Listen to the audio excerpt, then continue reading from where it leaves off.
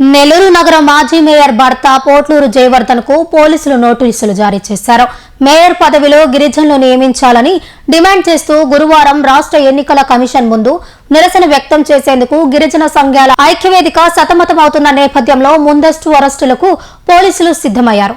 దీని అర్థం ఎవరి హక్కులు వారు కాపాడుకునేందుకు పోరాటం చేయకూడదు, నిరసన తెలపకూడదు, ప్రజాస్వామ్యంలో అధికార పార్టీకి మాత్రమే హక్కులు ఉంటాయి, ప్రశ్నిస్తే లోపల వేస్తామని తేటతెల్లమవుతుంది. దీనికి సంబంధించిన వివరాలు ఎలా ఉన్నాయి? గత 11 రోజులుగా గిరిజనులకు కేటాయించిన మేయర్ స్థానం గిరిజనులకే ఇవ్వాలి అంటూ గిరిజన నాయకులు రీలే దీక్షలు చేయడం తెలిసిందే. అందులో భాగంగా ర్యాలీలు, ఉద్యమాలు ఉధృతం కావడం వల్ల ఎన్నికల కమిషన్ మరియు అసెంబ్లీ దగ్గరికి పోవద్దు అని 5వ పట్టణ పోలీసు వారు తలపల జయవర్ధన్ కి నోటీసులు ఇవ్వడం జరిగింది.